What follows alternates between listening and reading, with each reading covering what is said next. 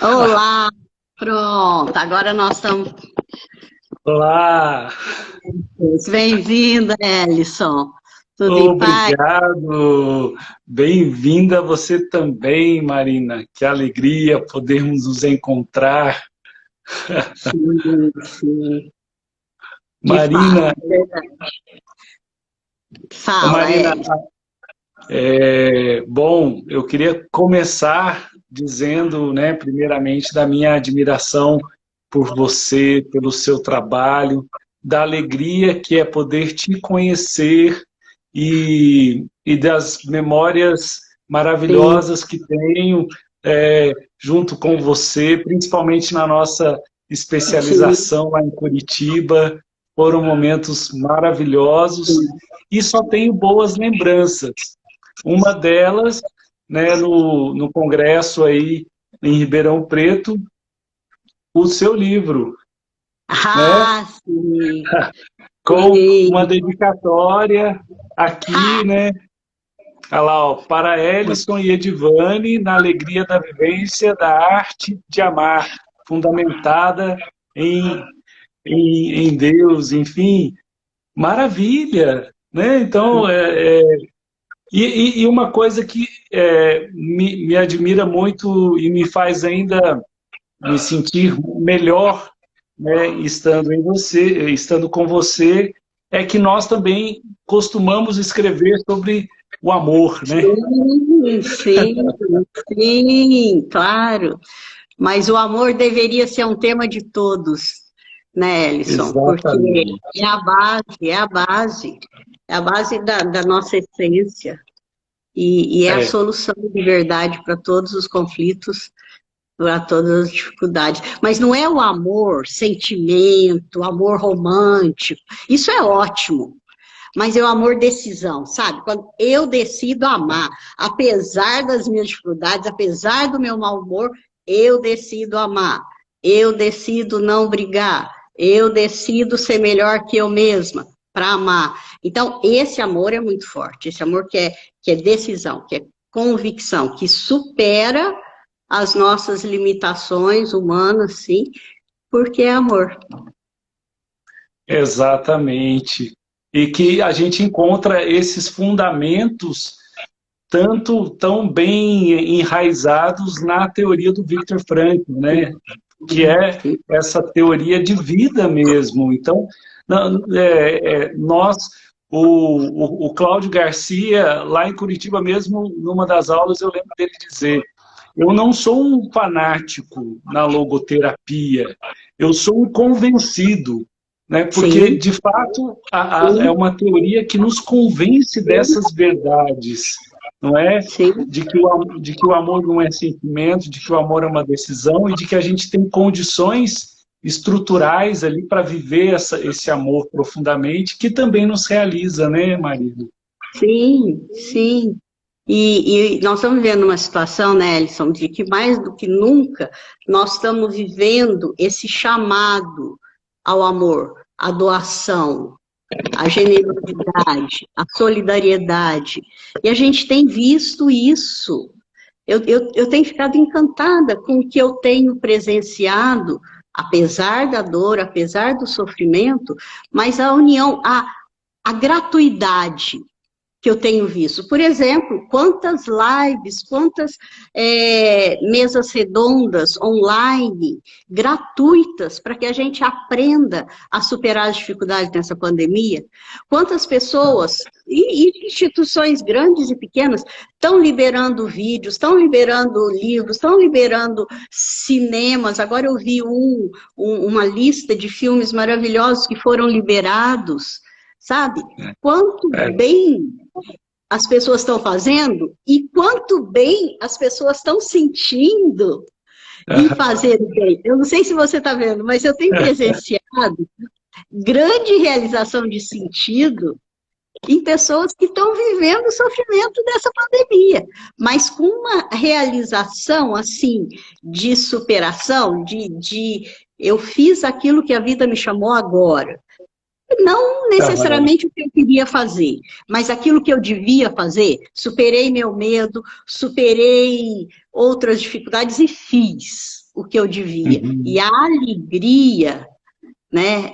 Eu tenho visto esses depoimentos e visto essas pessoas que têm experimentado essa sensação, essa percepção, essa realização de sentido, apesar de todo o sofrimento e dessa situação instável. Oi, Rosália, bem-vinda. Dessa situação instável e incerta que nós estamos vivendo, né? A Michele também, que coisa boa. Muito bom. É isso muito aí. bom a gente vendo as pessoas entrando e você falava das lives, das mesas redondas. Eu acho que eu nunca fiz tanta live, eu nunca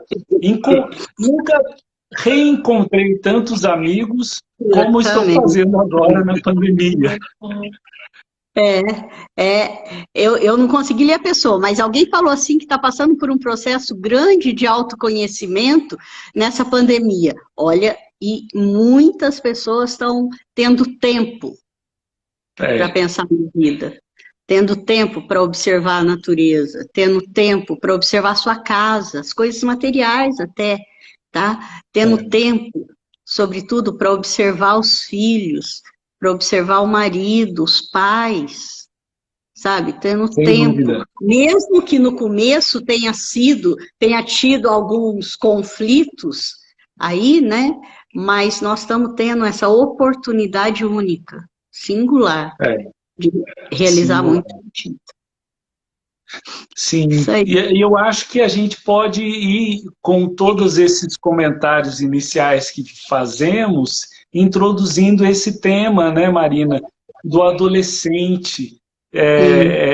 Eu tenho falado com várias pessoas sobre vários assuntos da pandemia, mas para mim é muito valioso, muito importante que a gente troque um pouquinho de essas palavras para olhar para esse pessoal aí, né? Esse público adolescente. Sim. Adolescência e a fase idosa são duas fases que a pessoa busca muito sentido, pergunta muito sentido. O adolescente, o que eu vou fazer da minha vida? O idoso, o que eu fiz da minha vida? Exatamente. Né? Então, o adolescente, assim, com uma expectativa, com várias possibilidades de realizações, mas, ao mesmo tempo, com a responsabilidade de escolher aquela que tem sentido. Aquela que, como consequência, vai trazer a felicidade para ele, mas que, sobretudo, vai fazer um bem. Porque o adolescente tem muito isso, essa vontade de ajudar, essa vontade de contribuir para o mundo, essa vontade de fazer diferença. Mesmo que isso seja abafado por várias coisas, é do adolescente. E o idoso também, depois de ter realizado com a aposentadoria, ou com outras situações, com perdas, também para ressignificar, né? Para descobrir um novo sentido em sua vida. Então, realmente, falar da adolescência e do sentido da vida é muito pertinente, porque aí a Beatriz falando, lindo, Beatriz, tem 19 anos, passando exatamente por isso, mas é verdade, né? São dois momentos da vida que você está decidindo, a Francisca também, bem-vindo, Francisca, está decidindo o que você vai escolher diante de tanta possibilidade que a vida propõe, né? E aquilo que Frankl fala que eu gosto mais, ele fala assim, antes da internet, ele falava assim, ó, na nossa escrivania se amontou jornais, revistas, ideias, informações. Se a gente não souber decidir aquilo que é importante, aquilo que é essencial, aquilo que tem sentido, nós vamos ficar perdidos nessa enxurrada de informações.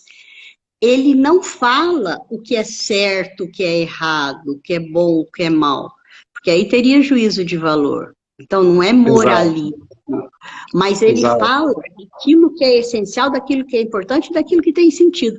E, mais do que nunca, nós estamos vendo numa situação que a gente está tendo que ver aquilo que é essencial, aquilo que realmente precisa e deve ser feito, aquilo que será que é essencial eu sair para fazer isso? Não, não é, então eu não vou sair.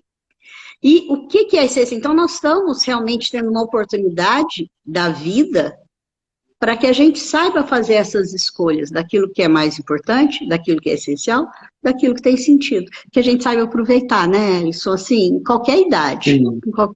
E o adolescente está passando por isso também. Está passando. Sim, sem dúvida. Esse questionar-se pelo sentido, ele é constante.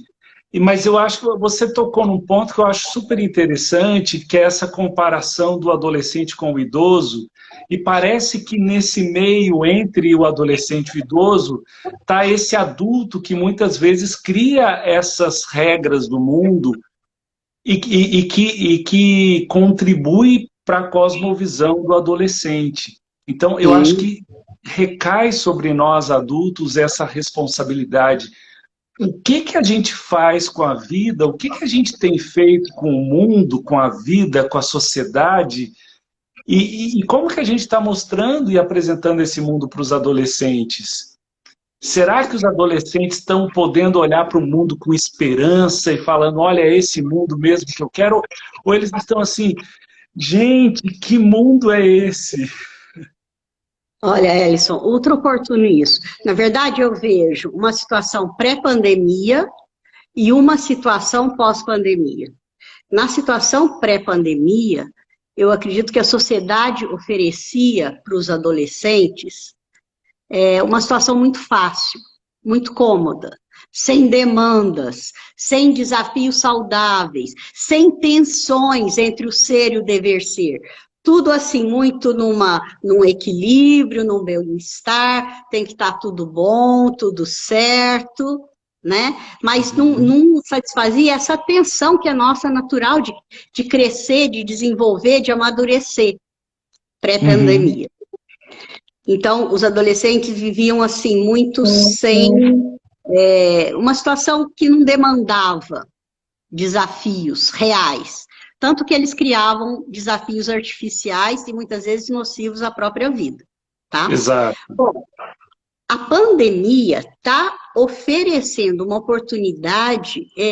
Eu sou muito otimista, sabe? Mas eu estou vendo como uma oportunidade histórica de transformar essa realidade. Então, se pré-pandemia, o que estava acontecendo com os adolescentes, e a gente trabalha também na prevenção, na promoção, valorização da vida, o que a gente via? Os adolescentes com uma baixa capacidade de suportar frustração. Exato. Na verdade, é uma palavra forte, mas assim, débeis na sua estrutura psicológica, na sua estrutura mental, muito fracos. Qualquer coisinha abalava. E ou ia para a droga, ou ia para um comportamento autodestrutivo, porque não aguentava a mínima frustração. Sim. Numa sociedade do bem-estar, claro que nós temos que ter uma sociedade bem vivida, mas não num falso bem-estar. De repente, ele é colocado do dia para a noite numa situação de muita frustração. Muita frustração. E o que a gente tem visto? Com muita alegria eu tenho visto isso. Eu conversei, Ellison, eu trabalho numa escola, né? Assim, eu já vi aqui, tem professores nossos, tem ex-alunas, a Beatriz está falando umas coisas muito bonitas aqui.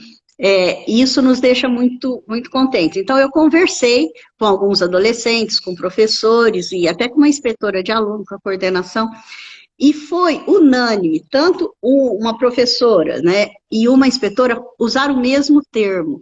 Eles estão amadurecendo. Eu tenho observado que os adolescentes estão amadurecendo. Nas aulas, a gente tem visto o nível de reflexão, nas conversas com os adolescentes. Fala de quem está ali todo dia conversando com os adolescentes, tá? Sim. E depois também foi uma fala de alguns adolescentes, que está sendo um momento de reflexão.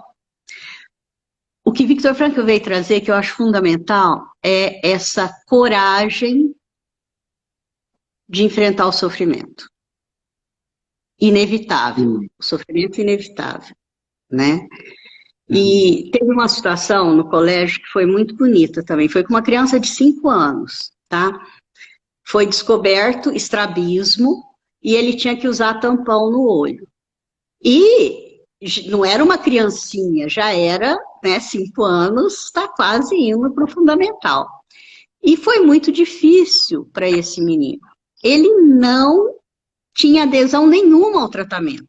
Como foi uma descoberta tardia, tinha que fazer o tratamento, senão ele podia perder a vista. A mãe ultra criativa, as professoras ultra criativas, tentaram de tudo, brincaram de pirata, trouxeram tampão para todos os alunos, tampão enfeitado, nada, Elison, nada. Até que teve um dia que eu encontrei com a mãe na calçada, em frente à escola, né? E aí, cada sugestão que eu dava, ela, não, mas isso já foi feito, isso já foi feito.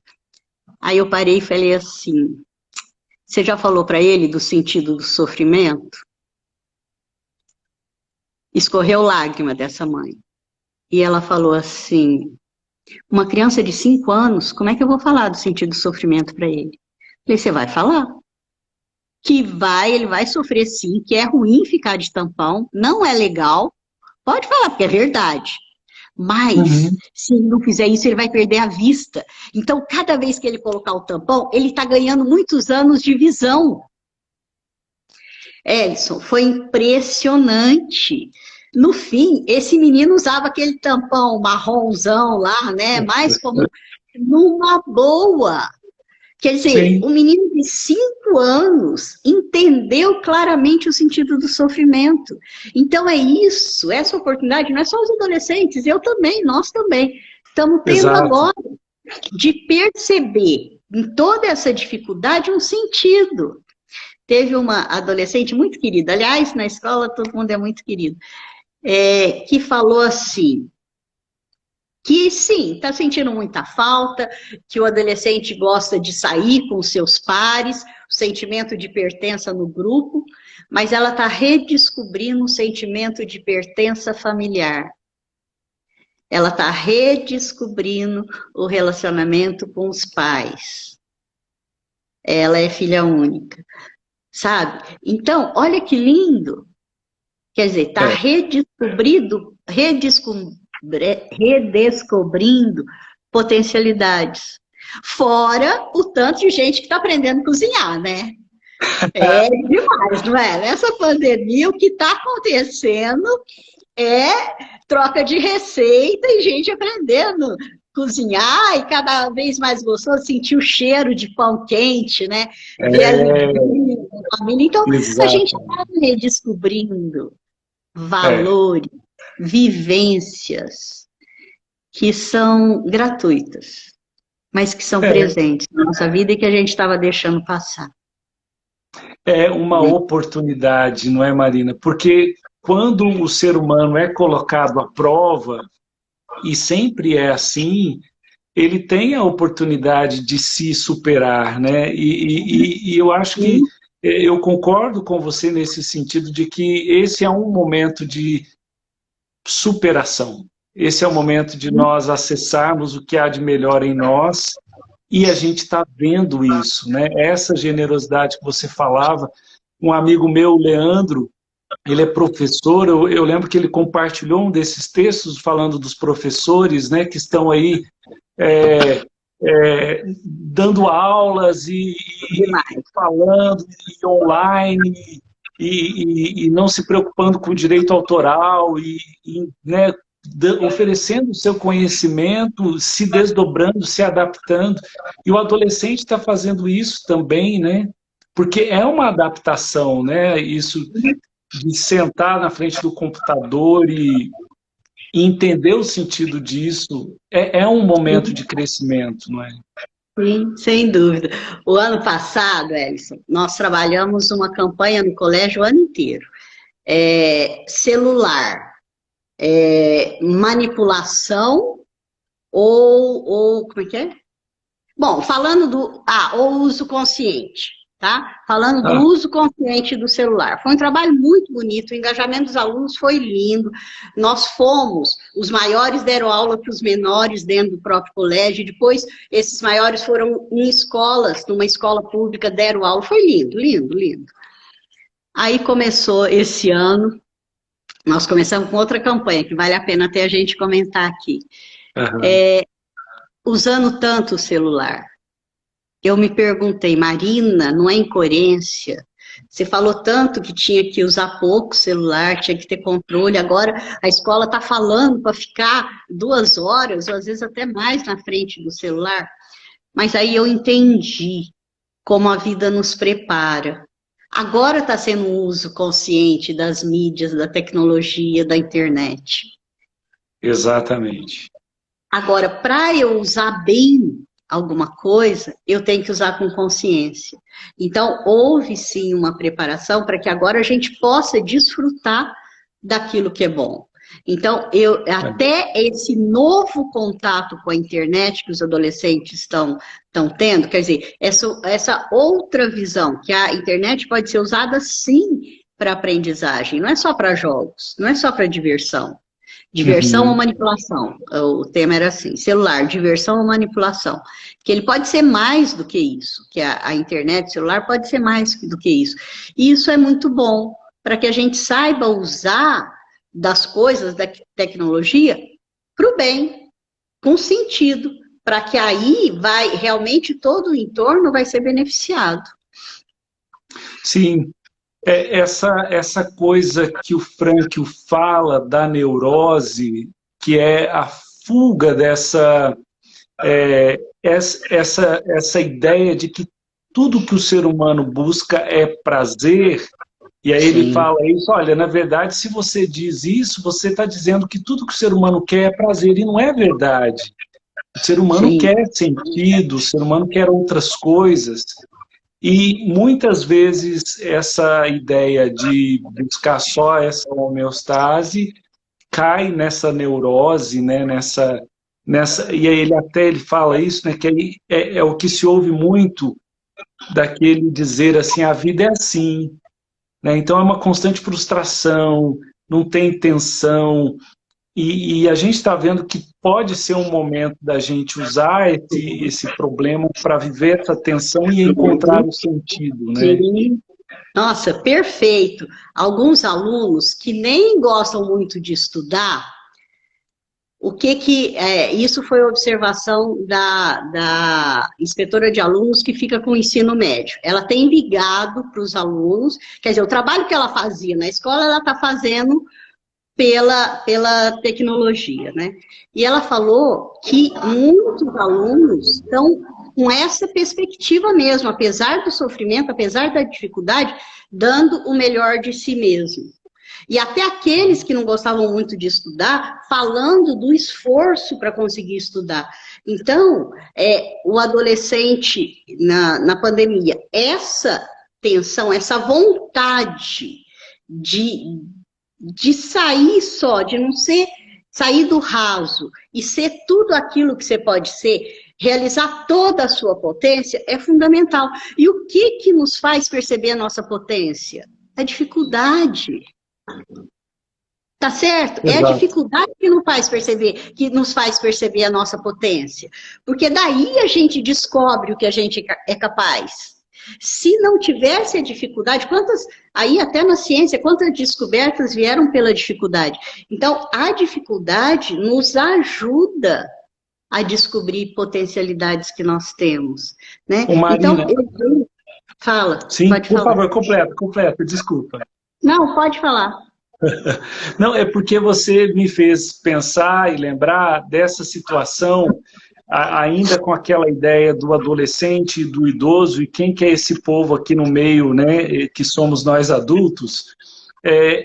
O adolescente, ele busca isso, ele desafia, tem aquela busca pelo limite, que é o que o Freud fala do flertar com a autoridade. Talvez, será que a nossa geração, nós adultos, muitas vezes, nas nossas neuroses, não estamos aí bloqueando esse adolescente de sonhar, porque a gente está muito preocupado em encontrar essa estabilidade, em encontrar essa homeostase, porque eu vejo que muitas vezes o adolescente ele está sonhando, ele está querendo, ele está buscando, mas ele encontra adultos que dizem, olha, não é, para, né? Não vale a pena, é muito arriscado, não pode. Então, e é interessante porque quando tem movimentos como esses, né? Então, está tendo essa questão do racismo, né? Aí esses casos, né, tristes que vêm à tona, e aí você vê os adolescentes se levantando, e se unindo, e mandando os seus comentários, e postando coisas que nunca postaram, e tendo coragem de se mostrar no mundo deles, porque parece que eles estão ansiando por esse colocar-se diante de valores superiores. Também, da dignidade da pessoa humana. Exato. Eu acho que é isso. Victor Frankl também tinha uma colocação muito bonita. Ele não falava assim de diferença de raças, de diferença de posições, de diferença de ideias políticas ou religiosas, mas ele falava assim, existem dois povos, aqueles que respeitam a dignidade humana e aqueles que não respeitam a dignidade humana.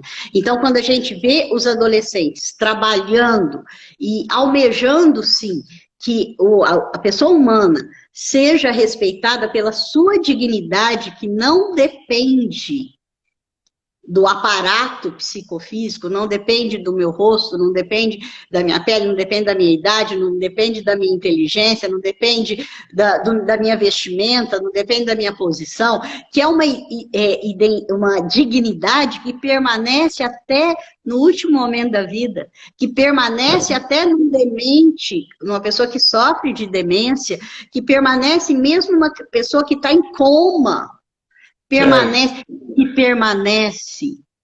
no bebê que está na barriga da mulher, sabe? Então, quando a gente entende essa dignidade e o valor da pessoa humana e trabalha por isso, é lindo. E isso mobiliza a pessoa para agir. Teve uma vez, eu te contar, a gente faz reuniões com os pais, né? E eu gosto de falar uma ideia da Elizabeth Lucas. Ela fala assim, tudo bem, a gente deve educar os filhos com amor. Alguém duvida disso? Não. Educar os filhos com amor. Perfeito. Não está pronto. Falta alguma coisa. Eu tenho que educar meus filhos, meus alunos com amor, mas eu tenho que educá-los para a capacidade de amar. Eu tenho que educá-los para que eles saibam receber amor, porque tem uns que bloqueiam também, não sabem receber amor. Mas também para que eles saibam oferecer amor. Está completo? Doutora Lucas fala assim, ainda não. Eu tenho que educar com amor, para a capacidade de amar e com coragem de sofrer. Exatamente. Aí a educação está completa. Coragem para sofrer os desafios que tem sentido. Coragem para sofrer esses chamados que a vida me coloca. Coragem para sofrer um trabalho, um projeto, um estudo que é difícil. Para sofrer uma doença inevitável. Então, aí a nossa educação está pronta. Educar com amor, para a capacidade de amar e com coragem de sofrer. E aí, eu queria dar um recado para os adolescentes e para os pais, Elison. Meus queridos adolescentes, acreditem que você é capaz de superar o sofrimento. Você é capaz de sofrer e sair melhor do sofrimento. Superar o sofrimento e sair melhor. E, queridos pais, acreditem em seus filhos. Acreditem que eles são capazes de sofrer. Eles não são coitadinhos, eles não são débeis. Quando eu exercia pediatria, Elison, e naquela época, até hoje, em infecção de garganta, usava era o bezetacil, tá? Sim. Penicilina. E tinha que dar, que é uma injeção doída até. Aí, A mãe chorava, antes do bebê, da criança chorava. A mãe chorava. Não, filho, não vai doer. Eu falava assim, não, vai doer. Como é que eu vou falar que não vai doer? Exato. Vai doer. Mas você fica tranquilo, que vai doer bastante, mas é uma hora só e você vai ver a melhora que você vai ter na garganta. E vai evitar outros problemas, né? Porque se não tratar aqui, o bicho pode ir para outros lugares. Sabe? Então, é uma liberdade, sabe? Você saber, Exato. você tem capacidade de superar o sofrimento. Você não é débil. É. Você E tem essa possibilidade em você. exato. E como que o adulto influencia, né? E você Exatamente. falando isso, eu me lembrei de várias situações, né, dos meus filhos crescendo, e é interessante porque a criança, quando ela cai, a criança cai, ela machuca, Ah, isso é legal. e ela levanta, e ela olha. E se os adultos olham para ela e de boa, ela vai falar, beleza, vamos lá. Ela sabe enfrentar o sofrer. É Mas verdade. se ela É olha verdade. e a mãe É, tá assim, ah, meu Deus! E o pai tá desesperado, ela começa a chorar. Não é? exatamente. Eu já segurei mãe que ia correr, eu falei, para, observa primeiro. É, Vê se precisar ir, você vai, mas espera, sabe? É muito interessante, sabe? Se acreditar. Você falou, né, dos pais que seguram um pouco essa vontade do adolescente crescer, porque a gente falta acreditar mais. Falta é. acreditar mais em nossos filhos e nossos adolescentes. Sim, sem dúvida, Marina. Eu acho que esse é um ponto fundamental e que parte de uma concepção da vida, né? Eu acho maravilhoso esse trabalho, o trabalho que você faz no colégio, A em tantas equipe, hein? outras Ó, iniciativas. a equipe faz muito mais do que eu, hein? E aqui eu quero dar os parabéns, sem Sim, dúvida. Uma equipe maravilhosa. sim, Não, ela sabe, assim, minha preciosa equipe de trabalho do colégio. Mas realmente, Viktor Frankl, né? Nós somos é. discípulos É dele, não? porque faz uma revolução na nossa mente, né? Já falei isso para várias pessoas. Na minha formação da psicologia, nós aprendemos várias abordagens. Você vê o mundo com vários óculos, mas quando você encontra Viktor Frankl, você fala, não, peraí, é diferente e mexe, e muitas vezes é o contrário do que outras pessoas pensam, porque traz sentido. É essa história de você não ficar dizendo para a vida o que você quer, o que você Não, gosta, mas você perguntar para a vida o que a vida quer de você. Isso te levanta, isso traz a responsabilidade para você, e quando traz a responsabilidade para você, você vê que você é capaz de construir a sua vida. Então, verdade. esse jogo é importante os pais buscarem essa formação, né? Buscar ler Viktor Frankl, ler Em Busca de Sentido, transformar essa superação, né? Isso que o Frankl fala olha, precisamos superestimar o ser humano, porque se a gente pegar e ficar, né, colocando o sarrafo muito baixo, a gente vai tornar o ser humano pior. Isso eu acho que com os filhos é Sim. fundamental. Sim, falar, você é capaz, eu acredito que você vai dar conta. Porque, inclusive, isso influi no nosso pensamento, no nosso cérebro, nas sinapses. Se eu olho meu filho como ele sendo incapaz, isso cristaliza tanto É, na configuração sim, cerebral mesmo, na neurociência. E eu sim, acabo passando sem verbalizar. Eu passo assim, você não vai dar conta, eu preciso te ajudar. Você não dá conta de levar a sacola, você não vai dar conta de pagar isso, você não dá conta de fazer aquilo, você não dá conta, eu é, preciso te ajudar, sabe? Então, a gente tem que acreditar, sim, que os nossos filhos são capazes. A Francisca fez uma pergunta bem interessante, Elson. hum, Eu vou ler, eu não sei se você está lendo, tá? Essa capacidade de baixa tolerância à frustração não estaria presente mais no adolescente da classe média? É muito interessante. Nesse aspecto, hum, quem passa por algumas frustrações, a vida ensina. Realmente pode ter alguma vantagem aquele que tem algumas dificuldades. mas todo adolescente de hoje, porque internet, o celular está presente em todas as classes. Então, o que a gente vê é que essa baixa tolerância à frustração é geral. Pode ser que apresente um pouco mais na classe média, principalmente na classe alta, tá? Mas eu vejo isso como geral. E, ó, não é só em adolescente, nos adultos também. Sim, sim, Falta sem de dúvida. paciência. Falta de paciência. Outra coisa que essa pandemia está ensinando, ter paciência. Paciência com a internet, paciência com a minha limitação, aquilo que eu não sei ainda. Paciência e humildade, sabe? Saber que isso eu não sei, que isso daqui eu errei, tentei acertar, mas errei. Então, é isso que eu vejo também que a gente está podendo aprender muito.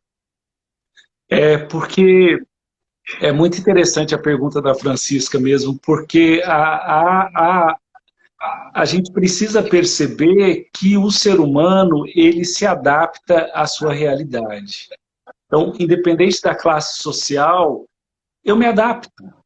E dentro dessa adaptação que eu faço à minha realidade, eu vivo as mesmas questões. E por isso que não dá para a gente fazer essa separação, né, da classe alta, da classe baixa, da classe média, porque estão todos vivendo as mesmas questões humanas, claro que de diferentes formas e cada um na sua classe social.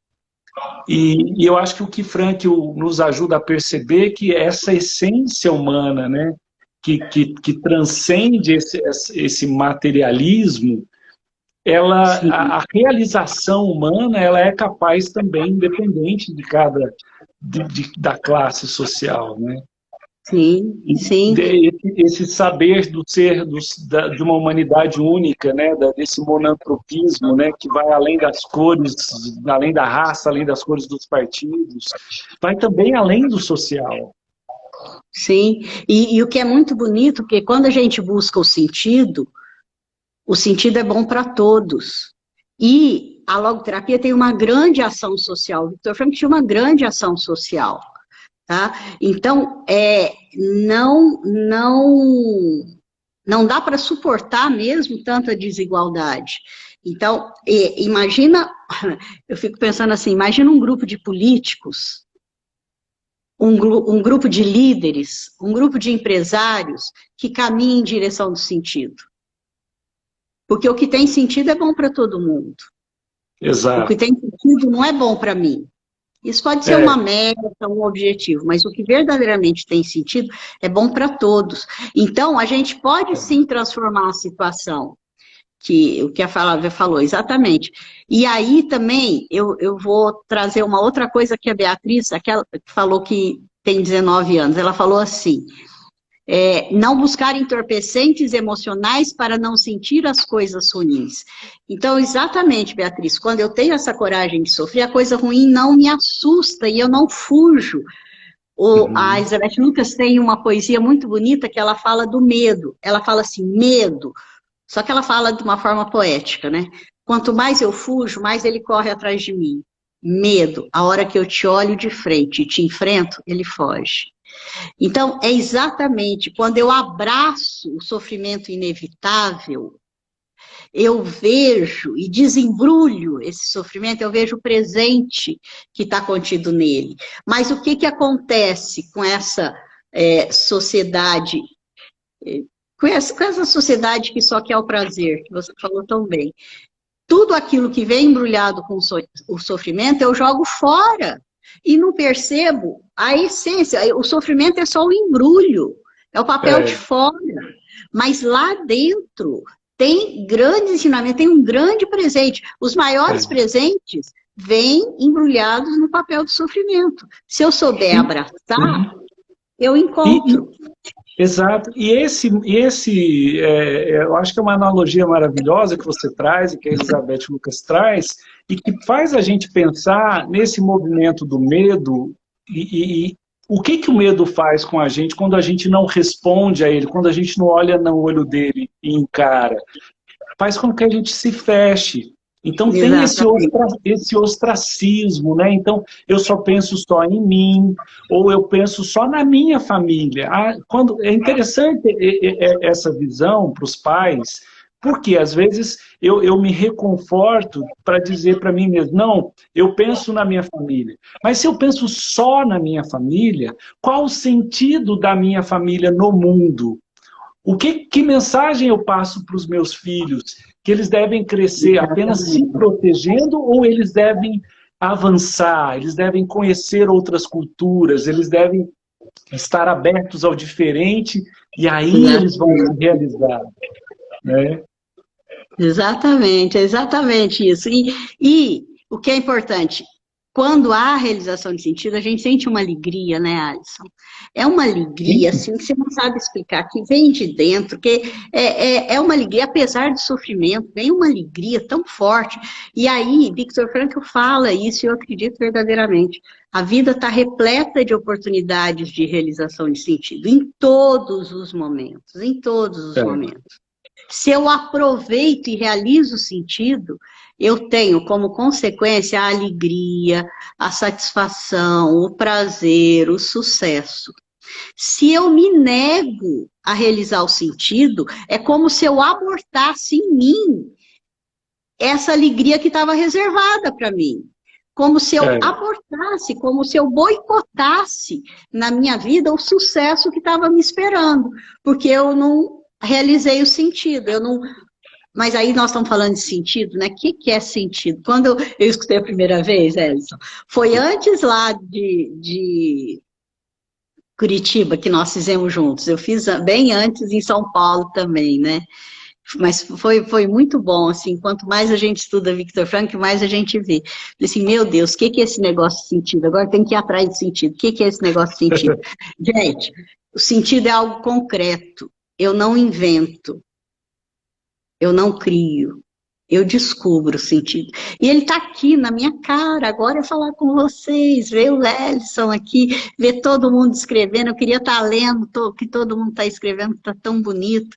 Tá? Então, o sentido é aqui e agora. E eu descubro o sentido quanto mais eu mergulho no momento presente. Qual a grande dificuldade hoje de encontrar o sentido? A gente está correndo tanto que a gente nunca está no aqui e agora. E eu só descubro o sentido quando eu estou aqui e agora, quando eu vivo o momento presente, quando eu estou é, inteira em cada coisa que eu faço. Aí eu consigo descobrir o sentido. E como? O que me indica? Qual que é o sinaleiro aí? Qual é o farol? Qual é a bússola? É a minha consciência, que me é. indica. Eu preciso escutar, eu preciso saber escutar. Tá? E você vai ver na sua vida quantas realizações de sentido você teve. Muitas vezes a gente percebe pela consequência. Começa a observar na sua vida aquilo que te deu muita alegria. Alegria gratuita, alegria espontânea, mas realmente você sentiu uma coisa assim, poxa, que legal, faria de novo. E do outro lado, pensa naquelas coisas que te deu muita tristeza depois que você fez, deu um vazio, às vezes até vergonha, um sentimento de arrependimento. Aí você negou o sentido. Do outro lado, você realizou o sentido. E aí você escolhe como é que você vai querer fazer sua vida. Né? A gente fala muito isso com os adolescentes. Na verdade, a gente Sim, tem essa possibilidade de escolha, que Viktor Frankl falava, que é sublime, porque eu posso decidir a uhum, minha vida, mas ao mesmo tempo é terrível, porque eu tenho que arcar com as consequências. Mas é maravilhoso saber que eu posso escolher. E se eu errei agora, eu volto na busca do caminho do sentido, volto a procurar, é. volto a realizar, sempre tem oportunidades, até no campo de concentração, Victor Frankl falava, né? É. Ô Marina, eu tenho tentado escrever desde Curitiba, né, sobre o amor, o Uhum, sentido do uhum. amar, e até criando esse conceito da filianálise. O que é isso, né? Eu estou tentando desenvolver, espero que no meu mestrado, no doutorado que eu estou fazendo lá na USP, eu consiga Muito chegar bom. em coisas mais concretas. Mas a ideia, e até a ideia que está no meu livro, no Heróis, é de que realmente na clínica psicológica a gente consiga analisar a capacidade de amar. Porque quando você vê um pai, uma mãe, um jovem deprimido ou sofrendo tantos outros distúrbios psicológicos, a gente vê que muitas vezes, se você auxilia, se você oferece um suporte para essa pessoa alcançar, acessar a sua capacidade de amar, aquele transtorno psicológico muitas vezes diminui porque a pessoa sai de si, ela vai ao encontro daquelas pessoas que ela ama, ela e eu cito alguns casos maravilhosos de pessoas com depressão profunda que começam a perceber, puxa, o meu filho que eu não vejo há tanto tempo precisa de mim, eu vou lá. E o amor cura o mundo. Então, isso não é poético só, né? Isso não é uma novela. Isso é verdade. E essa força está dentro de cada um de nós. Sim, sim. Nós precisamos, a minha mãe falava assim, ó, o amor você tem que alimentar todo dia, igual uma plantinha. Você tem que alimentar todo dia, você tem que desenvolver todo dia. Você tem que decidir todo dia amar. Você tem que decidir. E aí, na educação também, quando a pessoa consegue fazer o movimento para fora, abertura para o mundo, abertura para a sociedade, abertura para o outro, para os que creem, abertura para Deus, sair de si, que essa é uma atitude de amor, de autotranscendência, de ver o outro. Aí, na verdade, ele vai se conhecer mais. Ele vai voltar para ele mesmo de uma outra forma, de uma outra disposição. Muito diferente daquele que olha só para si. O que olha só para si, ele não se encontra. Ele não se encontra. Porque a gente se realiza no mundo, no outro, para fora. Exato. Nós somos abertos. Exatamente. Às vezes as pessoas perguntam assim, Hélice, eu não sei como que você faz tanta coisa, né? Mas eu não faço porque eu sou bom, né? Mas é porque me faz tão bem poder fazer a live essa hora da noite, poder dar palestra. É muito bom. E isso faz com que a nossa vida tenha sentido. Eu acho, Marina, se nessa pandemia eu tivesse me fechado, eu estaria me sentindo mal. Sim. Mas eu acho que porque a gente está fazendo esses movimentos, quanta coisa, com quantas pessoas que eu conversei. Nossa, é tão rico estar ouvindo você aqui hoje, agora. Não tem preço. Sem dúvida. Ô Marina, a gente tem mais 10 minutos. Eu nem sei que horas são, fala. Faltam uns 10 minutos. Tá. E quando dá 60 minutos, o Instagram tira a gente do ar. Então, aí a gente já vai preparando aí. Tá. Eu quero dizer uma coisa sobre isso que eu estava falando, do realizar, Marina, porque eu acho que eu tive um privilégio, conhecendo você, de tantas vezes que a gente se encontrou, mas uma coisa que me chamou muita atenção quando você me convidou para ir falar sobre suicídio aí na jornada de prevenção do suicídio, que você me pegou no aeroporto de manhã, a gente deu a palestra, teve a jornada, o meu voo era no final do dia, eu almocei com você, eu andei com você dentro da USP, fui na padaria, no restaurante. Marina, do fundo do coração, que legal andar com você. Como que você conhece tanta gente, as pessoas te paravam na rua, você parava, você deu conselho para uma mãe, você falou com um menino, você falou com outro médico. Que legal isso, né? Que bom, que riqueza que é poder conhecer pessoas como você, Marina. É fantástico. Mas eu lembro muito bem, nesse dia que você veio, à tarde, você trabalhou com os adolescentes. Verdade. Você lembra?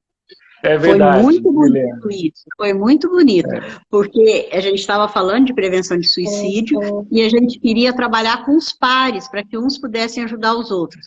Na verdade, foram alguns que estavam com problemas e que você ajudou muito. Então, eu acho que essa disposição, mesmo assim, de atender ao que a vida nos chama, é muito bom. Isso eu também admiro muito, Wellington, que a gente possa continuar trabalhando no caminho do sentido, não desistindo, mesmo que a gente desvie um pouco, mas quando eu tenho certeza lá do sentido que me atrai, eu retomo a direção do sentido e acreditando que você é capaz, que tem muito mais potencialidade aí do que você imagina, muito mais, muito mais. Exatamente, exatamente. É fantástico isso, né? E eu acho que os adolescentes precisam olhar para esse mundo adulto aí e ver essas possibilidades, né? E ver, olha, gente, não vamos se prender, não. A vida é muito mais do que a gente consegue ver. Então, esse constante, é uma constante busca, porque a gente sabe que é sempre mais, né? Sim, Então, é sim. encontrar pessoas diferentes, é assistir, né, assistir vídeos, cinema, ver aí quantos filmes você falou, né, que estão liberados, aí os pais É sentarem com os verdade, filhos.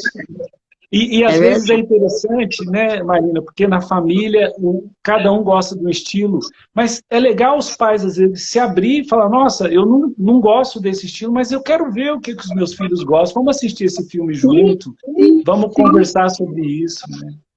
sim, sem dúvida.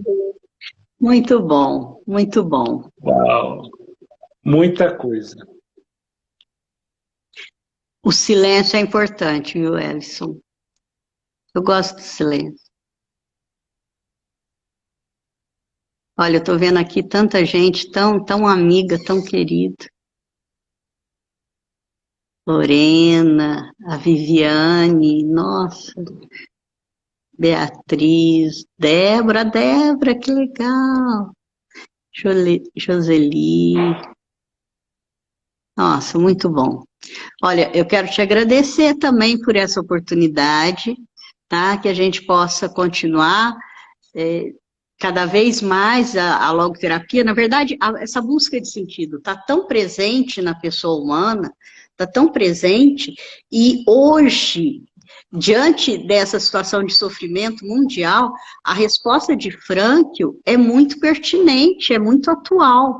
Então, está tendo um crescimento grande de pessoas que se dão conta que já buscavam e realizavam o sentido.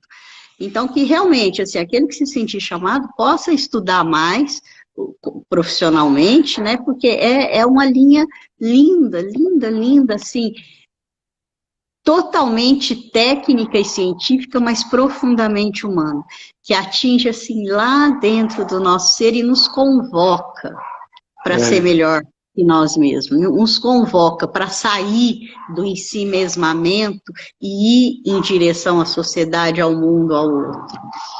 Então é é, esse convite que fica para você também, que está nos assistindo. Marina, essa semana eu fiz uma entrevista com a secretária-geral do Conselho Internacional de Psicólogos, a Mary Bullock. Que legal. Estou fazendo algumas entrevistas, está lá no meu YouTube. Até convido todo mundo para entrar lá no YouTube, Ellison Santos. Vocês vão ver entrevistas com psicólogos de outros países sobre a pandemia. E ela falava o seguinte, ela falou assim, que Ellison, no começo da pandemia, eu estava pensando muito como organização. O que a nossa organização vai fazer, vai se posicionar. Mas passados 3 meses, eu estou vendo o humano. Eu estou vendo que a gente perdeu uma colega que morreu com coronavírus. Eu estou vendo que eu fiquei distante dos meus filhos. Eu estou vendo que lá na China, lá na África, na Europa, está todo mundo junto. Eu estou vendo que o Sim, mundo é pequeno. Eu estou vendo sim, que eu não estou sozinho. E os adolescentes sim, precisam sentir isso, que eles sim, fazem parte dessa comunidade sim, gigantesca e que exatamente. nós estamos todos juntos. Isso é muito Exatamente. bom. E que eles vão contar essa história para os filhos e para os netos com orgulho.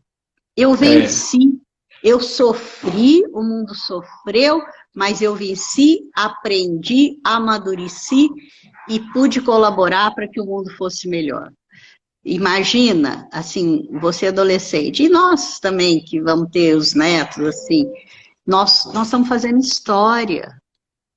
Que história você quer deixar escrita? Que história você quer contar? Você tem muita história boa para contar. É isso aí, Marina. Maravilha, Marina. Olha, muito obrigado, viu? E eu que Uma agradeço. alegria revê-la, uma alegria estar aqui com você. Obrigado mesmo do fundo do coração. Obrigado a todos vocês que estão nos assistindo. E Marina, você vai gravar, né? Você que está na tua mão aí. Então, eu preciso aprender a trabalhar com esse Instagram aqui para poder receber, mas eu acho que sim. Eu, pelo menos de outra vez, já deu certo, tá? Aí depois... Na hora que fechar, você aperta o share, o compartilhar e ele vai salvar aí.